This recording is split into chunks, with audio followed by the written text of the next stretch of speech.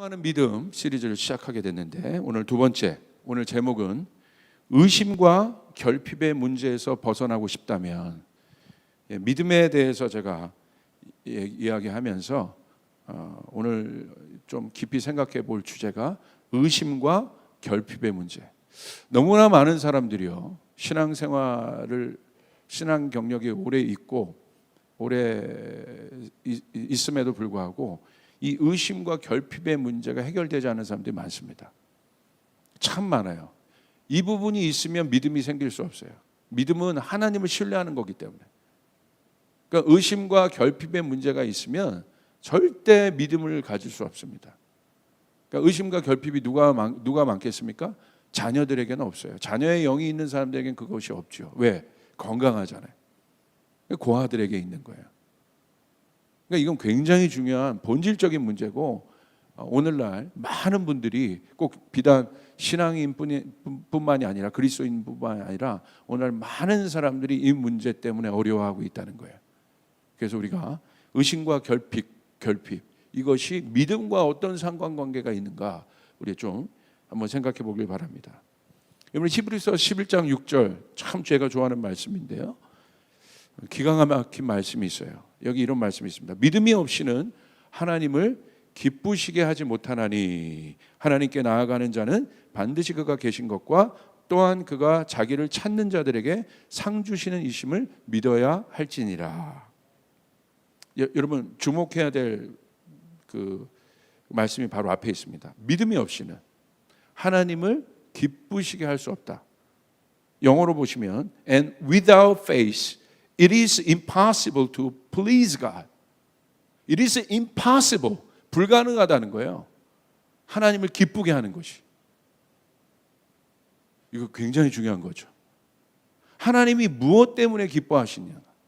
사실 하나님을 기쁘시게 하는 것이 하나님이 우리를 지으신 목적이죠. 우리가 그분의 기쁨이 되는 것. 그래서 하나님 우리를 지으시고 어떻게 하셨어요? 토부하 하셨잖아요. 쉼이 좋았다. 기쁘셨다는 거예요.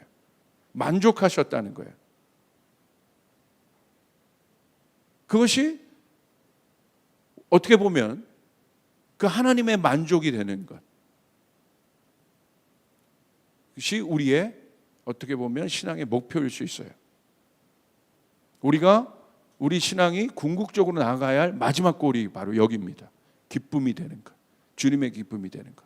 그럼 여러분, 주님이 무엇을 보고 기뻐하시겠습니까? 여러분 생각해 보세요. 무엇을 보고 기뻐하시겠어요? 우리의 성공, 우리의 어떤 것들을 주님 앞에 드리고 우리가 뭔가를 주님 앞에 이루어낸 것들을 보고 기뻐하시겠어요? 아니에요. 오늘 성경에 보면 믿음만이 하나님을 기쁘시게 할 수 있다는 거예요. 믿음만이. 이건 굉장히 중요한 겁니다. 이 말씀을 우리가 깊이 이해해야 합니다. 여러분, 하나님께서 우리를 지으셨죠. 이 기쁨을 우리가 어떻게 이해해야 되는가? 이 기쁨은요, 창조주를 한번 생각해 보는 거예요. 하나님께서 그 기쁨을 표현하신 것이 창세기예요. 우리를 지으시고 힘이 좋았다고 하셨잖아요. 그 창조주의 기쁨인 거예요. 창조주가 언제 기뻐할 수 있겠습니까? 창조주의 가장 큰 기쁨은 창조주의 뜻, 다시 말하면 하나님의 의도가, 뜻이 온전히 반영되었을 때를 말합니다. 그러니까 다시 말하면 작가라고 한번 생각했어요. 작가가 작품을 만드는 일에 몰두합니다. 작가가 언제 기뻐하겠습니까? 와, 이제 됐다. 이 작품 만족한다. 훌륭한데? 더 이상 내가 만질 게 없어. 더 이상 내가 손볼 게 없어. 더 이상 내가 아쉬울 게 없어. 그때 작가는 기뻐하는 거예요. 만들어 놓고 이거 좀 부족한데? 이거 조금 더 손 볼 걸. 기쁘긴 기쁜데 여기 조금 아쉬운데? 그건 만족이 아니에요. 그건 토부가 아니에요. 여기서 말하는 기쁨, 하나님의 기쁨은 바로 이런 기쁨이에요. 완전히 만족하고 계신 상태. 그러니까 하나님이 예수님을 보고 기뻐하세요. 왜 기뻐하십니까? 그 어디에 나타나요? 예수님이 세례 받으실 때. 하늘 문이 열리고 어떤 소리가 들립니까? 이는 내 사랑하는 자여 기뻐하는 자라. 그 말은 무슨 말이겠어요? 완전하다는 거예요. 하나님의 아들 예수님을 바라볼 때 하나님께서 아버지 하나님이 바라볼 때 온전한 부족함이 없다는 거예요. 저 아들은 100%가 아니라 200% 나를 기쁘게 하는 자라는 거예요. 여러분, 제가 그런 얘기 하잖아요. 자녀들이 많이 있는 집은 부모님들에게 물어봐요. 누구를 더 사랑하냐고. 그러면 대부분의 부모님들이 똑같이 얘기합니다. 다 사랑한다고. 정말 그래요. 어떻게 다 사랑해요? 아니요. 이 사랑이 가장 본질적인 거기 때문에 정말 다 사랑해요. 그런데 기쁨을 주는 자녀는 따로 있어요. 모든 자녀를 사랑해요. 그러나 기쁨이 되는 자녀는 따로 있어요. 이건 굉장히 중요한 거죠. 그러니까 하나님께서 예수 그리스도를 바라보시고 기뻐하신 이유가 무엇입니까? 흠이 없다는 거예요. 완전하다는 거예요. 뭐 어디를 찾아봐도 부족함이 없다는 거예요. 그것이 바로 창조주의 기쁨인 거예요. 하나님 우리를 바라볼 때 그 기쁨을 가지셨어요. 여기에 믿음에 대한 비밀이 있습니다. 우리에게 믿음이 있다는 것은 무엇을 여러분 말하는 겁니까? 믿음은 의지와 신념의 문제가 아니라는 거예요. 오늘 저는 이 믿음과 이 믿음이 없이는 하나님을 기쁘시게 하지 못한다고 했어요. 이것과 지금 연결을 하는 거예요. 본질적으로 지금 생각을 해보고 있는 거예요. 그런데 우리가 믿음을 생각할 때 어떤 생각을 해요? 뭔가 내가 의지를 가지고 신념을 가지고 뭔가 이루어야지 라는 생각을 가질 때가 많이 있습니다. 무엇인가를 이루어내야겠다는 강한 열망이 믿음입니까? 아니요. 성경은 그것을 믿음이라고 얘기하고 있잖아요. 믿음은 창조주가 만족하고 기뻐하고 있는 상태예요. 그게 바로 믿음이에요. 믿음이 없이는 하나님을 기쁘시게 못한다. 우리가 그 말씀을 갖고 지금 깊이 한번 생각해 보고 있는 거죠. 아까 그렇게 해서 창조주의 눈에서 바라본 기쁨. 그렇다면 창조주가 바라볼 때 언제 기뻐한다고 했어요? 이 세상을 만드시고 기뻐하셨죠. 완벽하니까, 온전하니까, 부족함이 없는 거예요. 하나님의 모든 의도가 다 반영된 거예요. 풀 한 포기에도, 날아가는 새에도 하나님의 모든 의도가 다 반영된 거예요. 그러니까 하나님 손댈 게 없는 겁니다. 그 하나님 기뻐하신 거예요. 온전하다는 거예요. 우리를 보고 기뻐하실 때 언제 기뻐합니까? 하나님이 온전할 때, 건강할 때. 하나님 우리를 그렇게 지으셨어요. 부족함이 없고 흠이 없는 상태, 창조주의 근심이 없는 상태를 말합니다. 제가 여러 번 말씀드렸어요. 작가의 비유를 드렸죠. 어떤 작가가 작품을 만들고 부족함이 보인다면 당장 근심하지 않겠습니까? 만족을 못하는 거예요. 해놓고. 그건 기쁨이 아니에요. 여기서 영원한 기쁨은 볼수록, 여러분 명작이 왜 명작이겠습니까? 볼수록 대단한 거거든. 질리는 것이 아니라 볼수록 경이롭거든요. 100년, 200년이 지나도 또 새로운 것 같고. 그러니까 이게 한 사람뿐만 아니라 그 엄청난 작품들은 많은 사람들에게 만족을 주지 않아요. 그게 왜 그렇습니까? 완벽하니까, 온전하니까. 그래서 걸작품이라고 우리가 얘기하고 있지 않습니까? 그러므로 우리가 이 기쁨을 생각해 볼 때, 우리 믿음과 연결해서 생각해 볼 때, 우리의 관점에서, 우리가 믿음을 생각할 때 자꾸 우리의 뭔가 관점에서 생각하는데, 사실은 오늘 히브리서 11장 6절은 믿음은 그렇게 해서 생각하는 것이 아니라는 것이죠. 우리가 깊이 생각해 봐야 돼요. 이에 대한 비유가 있습니다. 잘 아는 탕자의 비유입니다. 여러분, 탕자의 비유를 여러분 잘 아시겠죠? 탕자의, 특별히 저는 첫째 아들을, 아버지와 함께 있었던 첫째 아들을 오늘 좀 생각해 볼까 합니다. 누가복음 15장의 탕자의 비유의 핵심은 무엇입니까? 집 나간 탕자와 아버지와 함께 있었던 아들의 이야기지만, 사실 이 탕자의 비유의 핵심, 이 두 아들의 비유의 핵심은 무엇입니까? 아들이 아니라 누굽니까? 그 아들에 대한 아버지의 마음이에요. 완전 상반된 삶을 살고 있어요. 그러나 이 나가서 가산을 탕진한 아들에 대해서도, 또 아버지 옆에서 열심히 살았던 아들에 대해서도 상반된 그 인생을 살았지만 아버지의 마음은 똑같아요. 아버지의 마음을 보여주고 있는 것이죠. 첫째 아들과 둘째 아들의 문제는 무엇입니까? 아버지는 그렇게 생각하지 않아요. 둘째도 아버지에게 돌아올 때 스스로 막 비판하고 자책하면서 돌아왔어요. 그리고 아버지와 함께 있었던 큰아들도 어떤 반응을 보입니까? 스스로를 막 자책하고 비판해요. 작은 아들만 사랑하고 나는 아무것도 아니고. 똑같아요. 스스로를 결핍과 부족함과 결함이 많은 상태로 바라보고 있다는 거예요. 둘째 아들과 첫째 아들 스스로에 대한 아버지의 대답을 보면 명확합니다. 아버지의 입장에서 보아야 이 이야기의 핵심에 접근할 수 있습니다. 그 두 아들을 향한 아버지의 사랑은 동일했습니다. 첫째 아들 보십시오. 첫째 아들은 누가복음 15장 27절 29절에 보면 집 나간 동생이 돌아왔을 때 아버지가 살진 송아지를 잡은 일에 대하여 분개해요. 야, 이 살진 송아지 이거 뭐 어마어마한 거죠. 그 당시 보면. 왜 분개합니까? 너무나 단순한 일로 분개한다는 거예요. 누가복음 15장 29절 30절에 보면 이렇게 돼 있어요.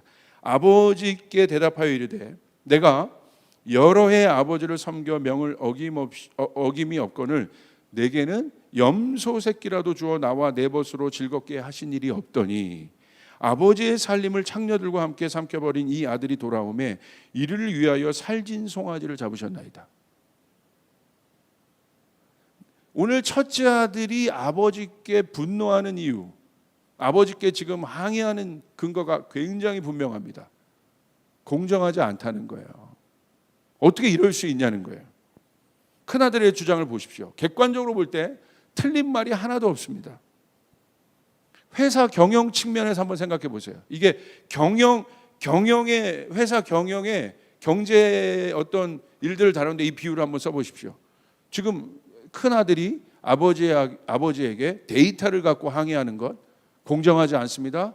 아버지, 나는 아버지의 옆에서 일도 많이 했고 가산도 탕진하지 않았습니다. 그런데 그 모든 것을 탕진한 둘째에게는, 저 탕자에게는 어마어마한 이 살찐 송아지로 대가를 지불하면서 나는 아무것도 없네요. 아버지 불공정해요. 여러분, 경제학적 측면에서 볼 때 첫째 아들의 분노는 타당한 거예요. 그 다음에 공정에 기반한 어떤 기준에서 우리가 한번 재판관이 돼서 판단한다면 첫째 아들이 만약에 변론을 한다면 첫째 아들의 변론은 먹힐 만한 변론이에요. 왜? 데이터가 정확하잖아요. 그런데 첫째 아들이 힘들어하는 이유가 분명합니다. 왜냐하면 아버지를 자신의 기준에서 객관적으로 이해하려니 힘든 거예요. 첫째 아들 가운데는 기준이 있었어요. 그러니까 아버지를 자기의 기준에서 객관화시킨 거예요. 데이터를 가지고. 그러니까 힘든 거예요. 만약에 아버지가 동생에게 살진 송아지를 잡아줬어요. 근데 이 형에게는 살진 송아지 플러스 더 큰 거를 줬다면 불만하지 않았을 거예요. 이 관점에서 보면. 만약에 대응한다면 야, 너에게 더 큰 걸 줬잖아. 네가 일하는 거에 있어서 내가 다 대가 지불해줬잖아. 근데 왜 그러는 거야 너도? 내가 부족한 게 뭐야? 내가 너에게 못 해준 게 뭐야? 그거 할 말이 없죠. 근데 보십시오. 아버지를 그 차원에서 객관화시키려고 하니까 힘든 겁니다. 여기에 답이 있습니다.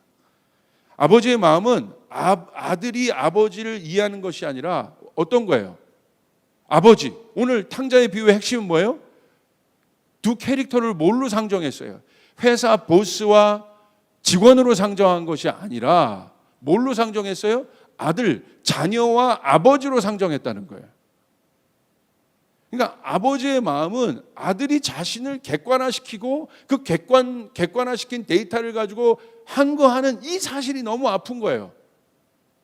아버지와 자녀의 관계는 이해의 관계가 아니에요. 이해타산의 관계가 아닙니다. 어떤 관계입니까? 사랑의 관계죠. 언약의 관계죠. 피로 맺어진 사이죠. 이 피가 여러분 바뀔 수 있습니까? DNA가 바뀔 수 있습니까? 그런데 아들이 아버지를 객관화시켜버려요. 오늘 여러분 이 인류를 보십시오. 하나님 앞에 왜 못 나가는 겁니까? 객관화시키는 거예요. 하나님 앞에. 하나님 어떻게 그럴 수 있냐는 거예요. 왜 하나님이 계신다며 어려운 사람들이 이렇게 많냐는 거예요. 하나님이 계신다며 왜 의인들이 고통을 받냐는 거예요. 하나님 불공평하다. 하나님 공평하지 않다. 욥을 보십시오. 세상의 관점에서 보면 하나님 불공평하죠. 어떻게 그럴 수 있습니까? 욥을 사랑한다면서 욥의 모든 것을 어떻게 다 가져갈 수 있겠습니까? 어떻게 사랑한 자기 아들 예수 그리스도에게 십자가 형틀을 지게 할 수 있습니까? 그게 객관적으로 설명이 됩니까? 십자가가 객관적으로 설명이 됩니까, 여러분? 그러니까 그 아버지 못 믿겠다는 거예요. 내 이해가 안 된다는 거죠, 아버지가. 십자가가 이해가 안 되는 게 당연한 거예요. 어떻게 자기 아들을 죽일 수 있어요? 사랑한다면서. 그게 사랑이냐는 거예요. 하나님이 교회를 사랑한다면서 어떻게 교회에게 이렇게 어려움이 있냐는 거예요.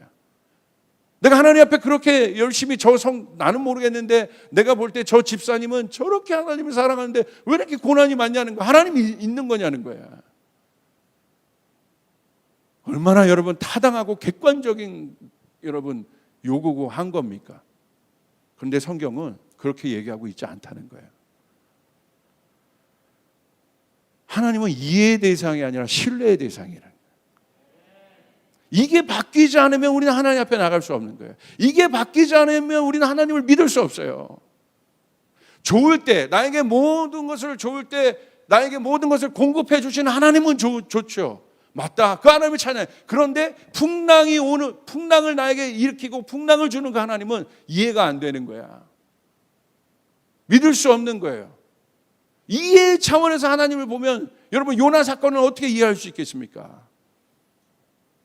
다윗의 고난을 어떻게 이해할 수 있겠습니까? 요셉의 고난을 어떻게 이해할 수 있겠습니까? 사도행전의 제자들이 감옥에 갇혔던 그 일들을 어떻게 이해할 수 있겠습니까? 생각해 보세요. 그렇지 않습니까? 뭘 가르쳐 주는 거예요? 우리가 이번 연도 주제가 여호와를 알자, 힘써 여호와를 알자라는 건데 그 하나님은 어떤 하나님이세요? 하나님은 우리의 이해의 대상이 아니라는 거. 결국 욥에게 가르쳐 준 건 그거잖아요. 이해의 대상이 아니다. 내가 너희의 이해의 대상이 아니다. 하나님은 우리의 신뢰의 대상이라는 거. 우리 하나님은 좋으시다는 거. 반드시 우리를 승리로 이끄신다는 거. 우리가 가장 좋은 것을 주신 분이라는 거. 왜? 아버지니까. 아버지이시기 때문에. 예수 그리스도를 십자가에 그냥 죽게 하고 무덤에 지금까지 갇혀 계시게 한 아버지가 아니라 그 아들을 누구보다도 영광스럽게 부활시킨 아버지라는 거. 우리는 그 아버지를 신뢰해야 되는 거예요. 그게 믿음인 거예요. 이게 믿음. 내가 믿습니다 하나 하는 것이 믿음이 아니라 내가 40일 금식해서 하나님 앞에 이렇게 나갔으니까 내가 믿음이 생겼다가 아니라 내가 저작거리에서 사람들이 볼 때 내가 기도하고 있으니까 내가 믿음 좋다는 것이 아니라 믿음의 본질이 뭐냐는 거예요. 믿음이 없이는 하나님을 기쁘시게 하지 못한다. 하나님이 언제 기쁘냐는 거예요. 언제? 우리가 잘 생각해 보세요. 우리 신앙의 목표가 하나님을 기쁘게 하는 거잖아요. 하나님은 언제 기쁘시냐는 거예요, 여러분. 빚갚아척한 어마어마한 성전을 지어서 하나님 앞에 봉헌하면 하나님 기쁘시겠어요? 아니야. 하나님이 뭐 때문에 하나님이 기뻐하시는 거야. 믿음이 뭔가? 그게 우리가 그것을 생각할 때 믿음을 생각해 볼 수 있죠. 아, 이게 믿음이구나. 이게 믿음이구나. 탕자가 저런 상황이 됐어도 큰아들이 이런 불평을 했어도 아버지의 사랑은 동일하지 않습니까? 뭐가 문제입니까? 우리 안에 있었던 결핍. 우리가 주님을 신뢰하지 못하는 것이죠. 그렇죠? 이것이 이 세속의 물결들이에요. 이 세상의 모든 시스템들은요, 객관화시키는 거예요. 앞으로 더합니다. 데이터 없이는 말이 안 되는 세상. 모든 게 이제 데이터로 가기 때문에. 뭘 물어봐도 데이터. 저 사람을 평가할 때도, 인물됨을 평가할 때도 그 사람이 도덕적으로, 정치인들 보십시오. 도덕적으로 아무리 그렇게 정말 망나니 짓을 했어도, 여러분 보세요. 데이터로 여론조사에서 높으면 그 사람이 그 자리 차지해요. 이건 말이 안 되는 시스템이다. 생각을 해보십시오. 이 세상이 그렇게 움직인다는 거야. 그리고 그 데이터를 신봉합니다. 절대적인 가치로 둬요. 그리고 그 데이터를 가지고 이념도 만들고 사상을 만들어서 그 데이터를 가지고 하나님 앞에 잣대를 대요. 그게 바로 선악과를 먹은 인간들이에요. 하나님을 판단해요. 내 마음에 들지 않으면 하나님을 이런 말하기 뭐하지만 하나님은 없는 존재로 판단하는 거죠. 모든 것이 자기가 기준이에요. 신앙도 교회 나오는 것도 모든 것이 자기가 기준이 되는 거예요. 그래서 하나님 말씀하시는 거예요. 이번 연도 여호와를 알자. 힘써 여호와를 알자. 그분은 항상 선하신 분이시다. 어김없이 우리 가운데 새벽빛을 주시는 분이시다. 고난을 이기게 하시는 분이시다. 승리하게 하시는 분이시다. 늦은 비를 주시는 분이시다. 우리는 그 여호와를 알죠. 여러분 믿습니까? 그래서 여러분 이 세상은요 이해로 만들어진 세상이에요. 이해 못하면 안 가겠다는 거야. 그러니까 교회에서도요 언제 여러분 갈등이 일어나요? 어떤 일을 보면 나 이해 안 되는데 그럼 갈등이 일어나는 거야. 신뢰의 기반으로 교회가 이루어지지 않았어요. 나 이거 안 돼. 내 생각에는 아닌 것 같아. 그럼 갈등이 일어나. 그러면서 뭐라고요? 가서 내가 합리적으로 이성적으로 내가 납득할 만한 어떤 단계에 딱 들어가면 오케이 그래 알았어 이제 봐줄게 이제 이해했어. 이해는요 항상 검증을 원해요. 검증을 통해 확인하고 비교해 보니 여러분 보세요. 큰아들 자기는 아무것도 아닌 것 같은 거야. 자기가 지금 검증한 거예요. 나 누구지? 내가 누구지라고 이 아들도 지금 선포한 이게 철학적인 질문을 하고 있는 거예요. 지금 던졌는데 데이터로 검증을 하는 거예요. 쟤는 송아지를 잡았네. 저 둘째 아들은 송아지, 나는 염소네. 그러니까 한없이 비참해지는 거예요. 끊임없이 비교합니다. 이 세상은. 그리고 그 비교 속에서 자기를 자꾸 찾으려고 해요. 그 비교 속에서 뭔가 우위를 점하면 뭔가 성공한 교회, 잘한 교회 같은 거예요. 뭔가 남들과의 비교 속에서도 교회도 사람이 많이 모이면 뭔가 괜찮은 교회인 거예요. 여러분, 우리가 뭘 리셋해야겠습니까? 영적인 사람이란 건 뭘 말하겠습니까? 우리가 갖고 있는 기준들을 리셋하라는 거예요. 성경으로 돌아가야 된다는 거예요. 하나님의 마음으로 돌아가야 된다는 거예요. 그 일이 말로만 그러지 않고 우리의 삶에서 우리의 모든 영역에서 하나님의 말씀으로 이제 바라봐야 된다는 거예요. 저분은 성공한 목사님. 기준이 뭐야? 교인도 많이 모이고 모두. 제가 그런 걸 비판하려고 하는 마음은 아니에요. 우리가 그런 마음이 있잖아요. 영향력 있는 분. 영향력이 하나님의 뜻이냐는 거예요. 하나님은요, 예수님이 타셨던 당나귀도 영향력 있게 할 수 있는 분이에요. 그게 기준은 아니잖아요. 저기 낙도 이런 데서 그냥 한 명의 성도 놓고 예배하는 그분은 영향력이 없는 분입니까? 이런 것이 목사님 당연히 아는 얘기 아니요. 내 자신으로 비교해보라. 내 자신은 얼마나 비교합니까? 내 자신은 진짜 행복하십니까? 진짜 만족하십니까? 오늘 믿음은 결핍이 없는 거라고 했어요. 창조주가 바라볼 때 결핍이 없는 상태를 보고 기뻐하시는 거야. 오늘 이런 아들들을 보면 하나님이 그 아버지가 기뻐했겠어요? 안타까워하는 거죠. 믿음이 뭐냐는 거예요. 믿음의 본질이 뭐냐는 거예요. 믿음이 없이는 하나님을 기쁘시게 못한다. 그러니까 계속 비교하는 거예요. 이런 아들에 대해서 여러분 아버지가 뭐라고 대답하십니까? 누가복음 15장 31절 아버지가 이르되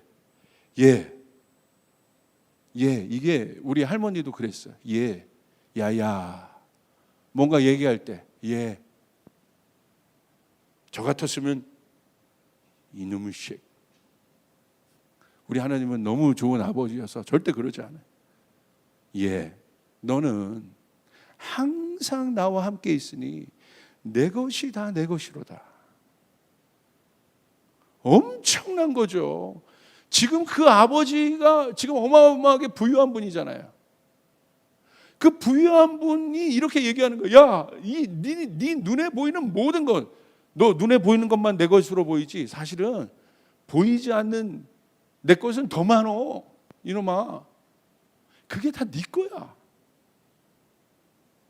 그런데 큰아들은 어떻게 얘기해요? 고작 살찐 송아지랑 염소를 비교해요. 그것으로 아버지를 이해하고 판단해버려요. 뭐가 믿음이냐는 거예요. 이 믿음이 없으면 우린 절대 고난을 이길 수 없어요. 고난을 뚫고 나갈 수가 없어요. 터널을 나올 수가 없어요. 우리의 삶에 돌파가 없어요.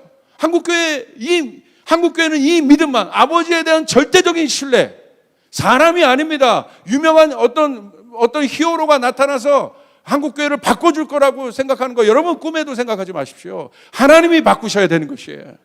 누구를 찾으시는 거예요? 믿음 있는 자. 하나님이 어떤 상황에서도 하나님은 우리와 함께 하신다. 그 사람을 찾고 계신 거예요.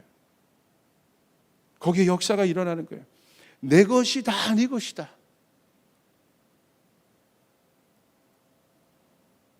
동생은 살찐 송아지를 잡았는데 나는 송아지와도 비교도 안 되는 염소 새끼 하나 잡은 적이 없고. 그러니까 여러분 보세요. 얼마나 이게 비참한 거냐면요. 이 첫째 형이요. 동생은 살찐 송아지야. 그리고 자기는 누굽니까? 염소보다 못한 얌소야. 본인은 하나님의 형상이고 아버지의 형상이고 모든 걸 다 갖고 있는데 자기를 어디까지 낮춰요? 염소인 거예요, 염소. 우리도 그럴 때 있지 않아요? 그런 거 갖고 비교 우위하죠. 교회 사이즈가 자기 자신이야. 교회 작으면 비참해지고 뭐 크면 우쭐거리고 거기에 생명력 없는 것에 자기 자신을 대입해버려요. 여러분 사울의 패망은 뭡니까? 왜 그렇습니까? 다윗은 만만이고 자기는 천천히야. 다윗은 구독자가 많은데 자기는 구독자가 없어. 거기에 자기를 대입해야 하는 거야. 생명력 없는 데이터에. 그래서 죽는 거예요. 큰 아파트가 여러분 이런 교회가 크면 여러분 많은 일들을 할 수 있어요. 그냥 도움이 되고 편리하고 그런 거지 그것이 생명력 자체는 아니지 않습니까? 큰 아파트에 살았어요. 좋은 차를 탔어. 도움이 될 수 있어요. 차를 타고 많이 다니는 사람은 좋은 차 타는 것도 괜찮아요. 왜? 거기서 잠깐 쉬니까 시간이 돈이니까 괜찮아요. 그런 거지. 편리한 수단이지. 큰 차가 자기입니까? 큰 아파트가 자기 자신입니까? 오늘 내가 큰 아파트를 살려고 하고 내가 큰 집을 살려고 하는데 거기에 나 주님 이런 집이 필요합니다. 왜? 거기에요. 나그네들을 재우고 싶어요. 어려운 사람들과 함께 하고 싶어요. 오케이. 방 몇 개 필요해? 한 7개요. 그 중에 한 5개는 나그네들 재우고 싶습니다. 의미 있잖아요. 그런데 그것이 자기의 비교 우위야. 이게 세상의 대화들이에요. 여러분 어떻습니까? 자기 자신을 염소와도 못하게 비하시킵니다. 그걸 보고 하나님, 이게 아버지가 결정적으로 돌파를 해주는 거예요. 염소가 아니야 너는. 왜 그렇게 얘기하니? 왜 그렇게 말하니?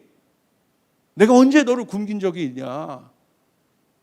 뭐라고 말씀하시는 거예요? 너는 나와 함께 있잖니? 내가 누구니? 이 모든 것을 다 갖고 있잖아. 내 말 한마디면 다 되잖아. 이 모든 능력과 이 모든 것이 네 거야. 할렐루야. 이게 믿음이라는 거야. 여러분에게 우리에게 이 믿음이 있습니까? 하나님이 그걸 가르쳐 주시는 거예요.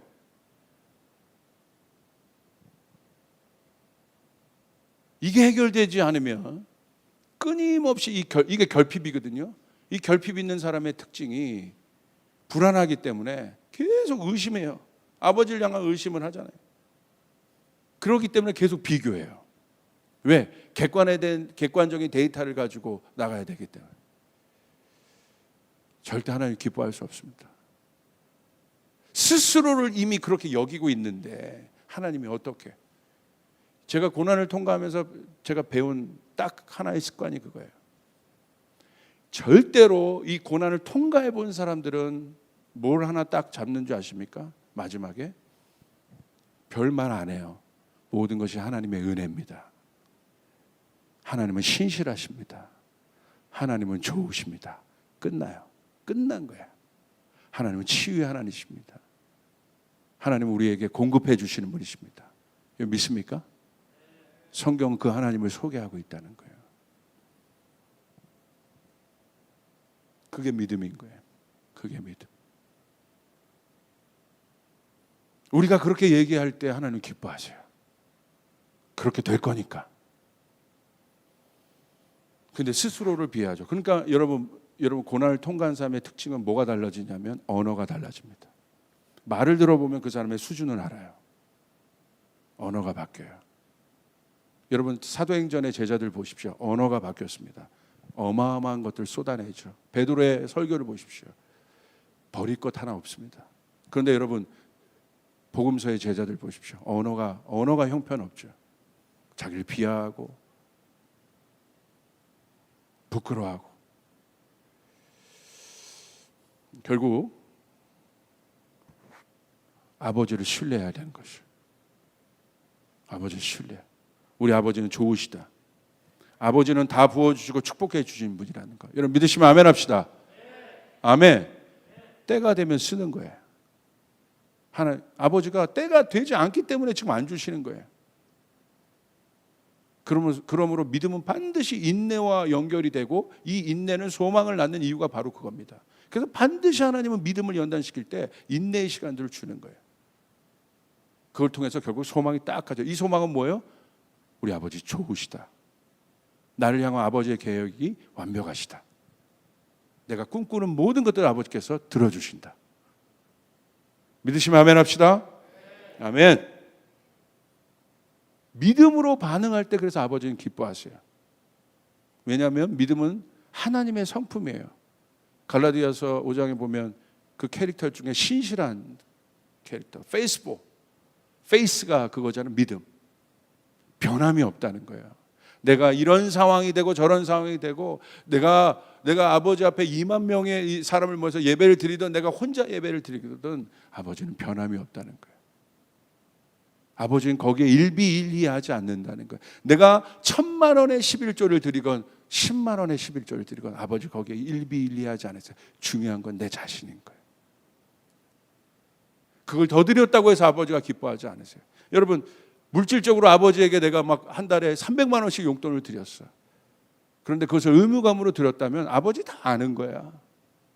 아유 그래 나도 돈이 필요하긴 한데 300만 원 드릴 때만 인상 쓰면서 아유 뭐 301만 원 드린 거 아니야? 막 이러면서 아버지가 다 알아. 그거. 어떻겠습니까? 그렇죠? 그게 아니라는 거야.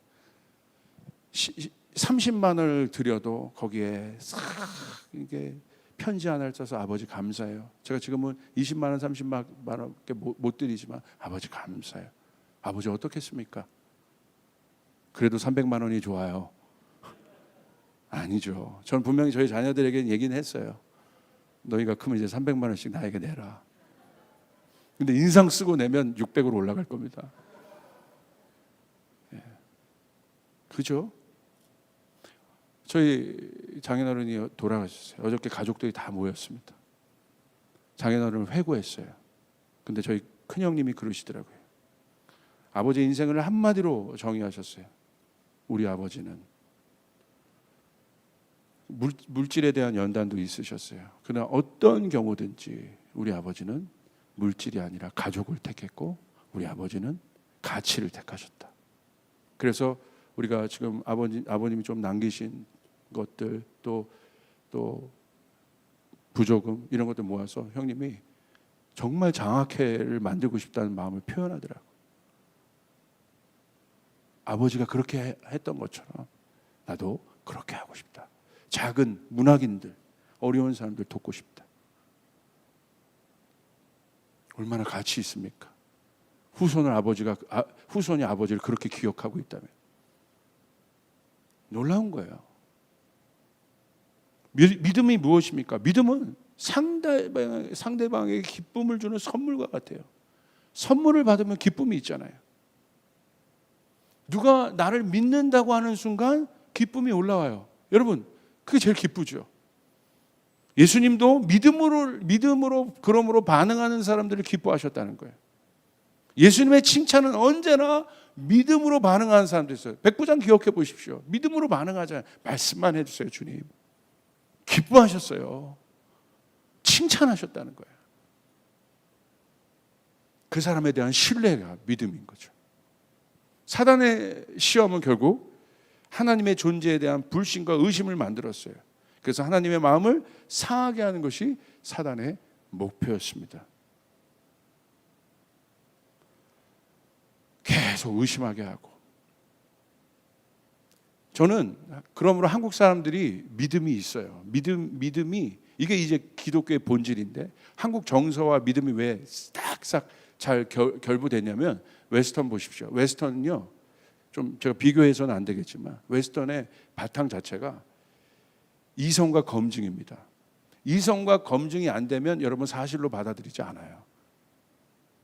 그러니까 모든 것을 분해하고 깨고 또 나누고 또 보고 또 관찰하고, 그래서 합리적이고 이성적이고 이런 모든 것들이 굉장히 도움이 돼요. 그러나 본질은 아니에요. 그런데 한국은 보십시오. 웨스턴들이 한국을 절대 이해하지 못하는 문화가 있어요. 하나는 한이고요. 한이 복음과 만나니까 저주가 여러분 축복이 됐잖아요. 하나님 앞에 간절함으로 바뀌었잖아요. 십자가에. 또 하나 정입니다. 정. 한국 안에 있는 정 문화가 있어요. 이 정을 어떻게 해석해야 될지 모르겠어요. 그냥 러브? 이모셔널 러브 아니죠. 이 정이 뭐냐? 저는 이 정을 fathers love라고 저는 해석하고 싶어요. 정은 뭐예요? 할아버지 할머니를 생각해 보세요. 할아버지 할머니가 손녀, 손주, 손자를 바라볼 때 조금, 엄마 아빠는 뭐 객관적인 잣대가 좀 있어요. 공부 잘하거나 못하거나 그런 거 좀 있어요. 그런데 할아버지 할머니는요 절대적이에요. 야 임마, 이는 아비야, 공부 좀 못하면 어떠냐? 아버지는 나한테 안 그러셨잖아요. 근데 할아버지 할머니는 안 그래. 한 단계 위야. 공부 좀 못하면 어때? 옷에 뭐 좀 묻히면 어때? 그게 정인 거야. 조건이 없어. 그냥 손주니까 사랑해요. 내리사랑 정도가 아니에요. 객관적이지 못한 사랑입니다. 이성적이지 못한 사랑입니다. 검증되지 않은 칭찬들이에요. 내가 봤을 때 객관적으로 저 손자는 엄청 못생겼어요. 그런데 할머니는 제일 멋있는 거야. 이게 객관적인 거예요? 하나님이 우리를 바라볼 때 자꾸 객관적인 데이터로 나를 평가해서 하나님 앞에 나간다는 거예요. 그러니까 여러분 아가서가 이해가 안 되는 거예요. 객관적인 데이터로 우리는 검은 거죠. 그런데 하나님이 아가서 핵심 뭐예요? 넌 검다. 그런데 너는 아름다워. 이게 우리 한국인 정서가 이 정의 문화가 있어요. 그래서 누가 바깥에서 아무리 뭐라고 해도 그냥 한번 정들면 끝나는 거야. 그 사람 뭐 조심하세요. 알어. 근데 정들었어. 거기에는 뭐 객관적인 게 여러분 들어갈 수가 없는 겁니다. 이게 무서운 거죠. 사실 하나님이 우리를 바라볼 때 이 정이라고 말하기 좀 뭐죠? 이모션이 아니라 fathers love인 거죠. 첫째 아들, 둘째 아들 객관적으로 바라보신 적이 없습니다. 우리를 객관적으로 바라보신 적이 없습니다. 그런데 우리가 스스로를 비난하고 비판하고 스스로를 정죄하고 그러고 있는 거죠. 아버지가 오늘 우리에게 얘기하십니다. 예수 그리스도를 통해서, 진짜 아들을 통해서 우리 안에 있는 아들됨을 회복하셨습니다. 할렐루야. 그러므로 예수의 영이 우리에게 있다는 것은 이미 우리는 온전하다는 것이에요. 우리는 완전하다는 것이에요. 믿음은 바로 그거예요. 이미 나는 온전하다.